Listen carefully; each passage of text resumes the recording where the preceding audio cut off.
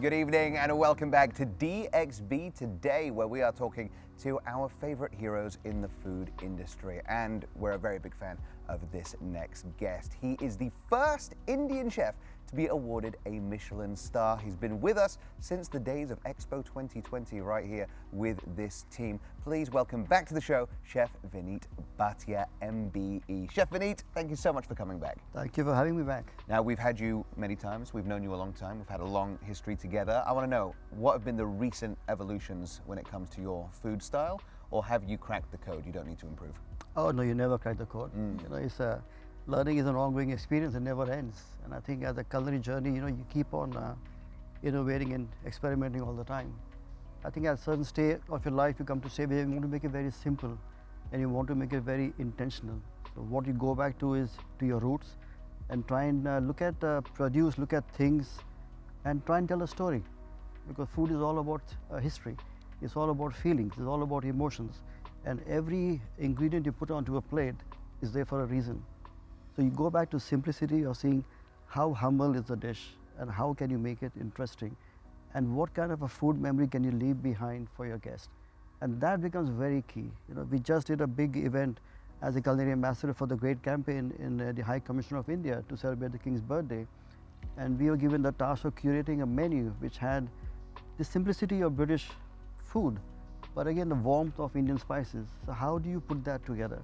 And that only comes through of understanding of what your food is. So you take a thing like a very simple, say, a shepherd's pie. Now how do you make that into an Indian flavor? So you use a keema, which has got spices, and the potatoes are actually infused with turmeric. It's a classic British, but with a little twist. So all these things are an ongoing process.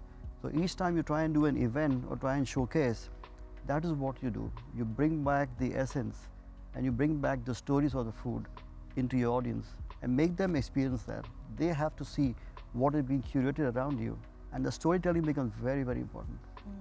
Chef Vineet, I mean, you have so much experience, and even just sitting listening to you, so much wisdom, from the industry and things that you can pass on to young chefs coming up. We touched on this with Sahar earlier, but I'd love to know from you, when it comes to mentorships in this industry, young chefs trying to come up, what is it that you really try to instill in them? If I was one and I came to you and I said, what do I do? What do you advise me?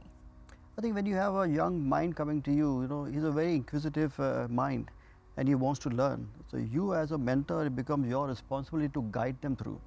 So you always say the first thing, you have to be very resilient. And the second thing, you have to be very humble. You have to be very open to understand and pick up things which are around you. So as a young person, you are a very fresh mind. You have a lot of questions in your mind. So you need someone who can then guide you through. So we always encourage them to learn the basics first, and then lead on to innovation themselves. Once you understand the foundation of your cooking, then it is very easy to build on it. The bases are very important.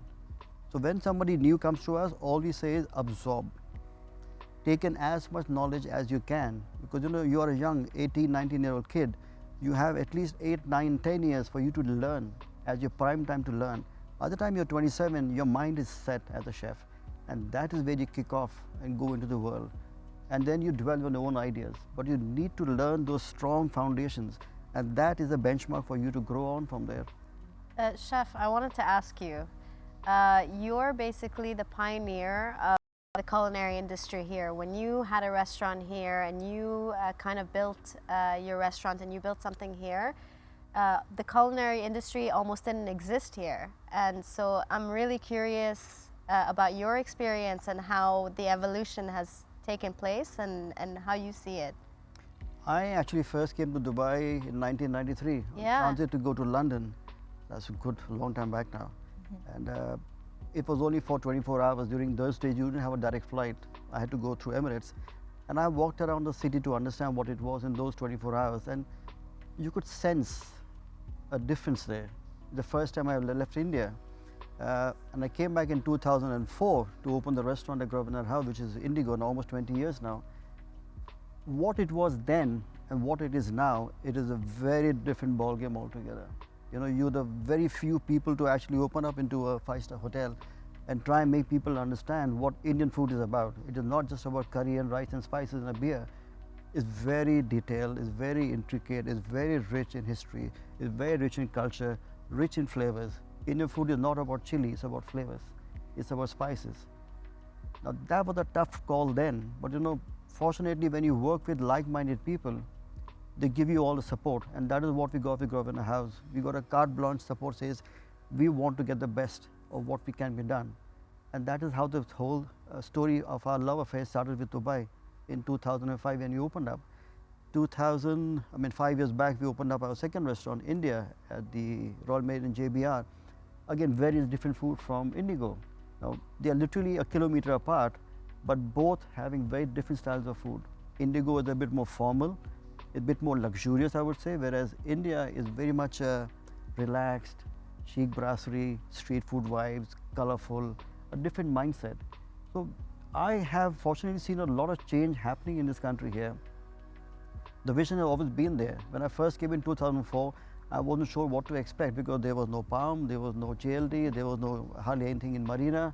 The first building being constructed in Marina was the Grosvenor House, but we saw the vision.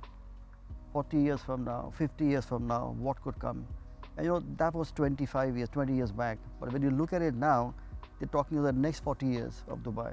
And that is the charm of the city here. It has always been forward thinking. Definitely, there's so much opportunity for growth Absolutely. here, isn't there? And I've got to say, the sound of that shepherd's pie sounded absolutely amazing. Like, I want to definitely try that. Now, we were discussing earlier how Faris is on a diet. For the time being. And there are a lot of people, that have these like health trends. How do you incorporate that into authentic Indian cuisine when there are all these trends happening? I think you've got to be very careful of the way you actually eat now. 30 years back, 40 years back, you were not sitting in front of computers or on your phone. You were actually physically traveling to go to work and being active. But now we sit in front of a screen most of our time trying to do as much as we can. So we have to be very careful of what we eat. So we look at food in a very different manner right now. So you take away all the heavy fats, the heavy creams, the extra butters and all the stuff, and try and go leaner. A lot of goes into how you're treating your own body as such. So. Simple example, you don't want to have a full fat yogurt, or if you want full fat cream, what do you use? Coconut yogurt. Works extremely well.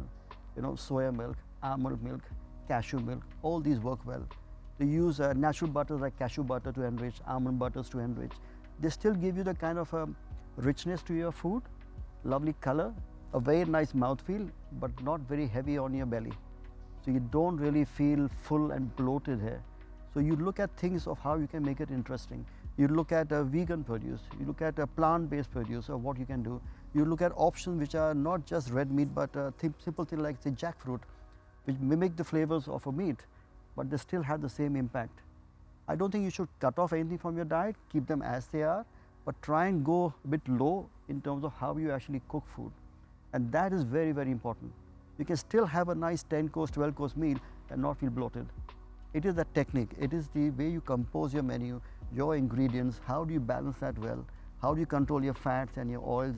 That is extremely important. Never compromise, never cut it all together, moderately, indulge. I think that's what's great about your food style as well. It's very fluid. You don't think that anything should be set in stone. So for Chef Vineet fans, what can they look forward to over the next season? Oh, there's a lot happening. My fingers are in various pies right now. We already have 11 restaurants we look after, but there's a lot happening. And all I can say is when the pie is cooked, you will get to smell the aromas and taste it when it's done. So Is we're it getting that pie. shepherd's pie? Is it that shepherd's pie? I'm dying for that. Anything will Your be shepherd's there. pie. Chef, I want to thank you so much for joining us. It's always a pleasure for us to see you and work with you, so thank you once again. Thank you for having me. Thank you. For now, though, I think Sahar's in for a treat because we've got DXB in 60. Over Yes, to you, we Amy. do indeed. We want to get to know you a little bit better. So Okay. we've got 60 seconds on the clock. Quick fire questions. Okay. Are you ready? I'm ready. Let's go. What was your first job? My first job actually wasn't in the kitchen. My first job was at a federal government university, Zayed University, and I used to do their marketing and branding and social media. Very and then I different. completely changed trajectories. So my first culinary job was at a restaurant called La Serre. Amazing, fantastic. What was the best meal that you have ever had in your life? Oh my God, that's so difficult. That's so difficult.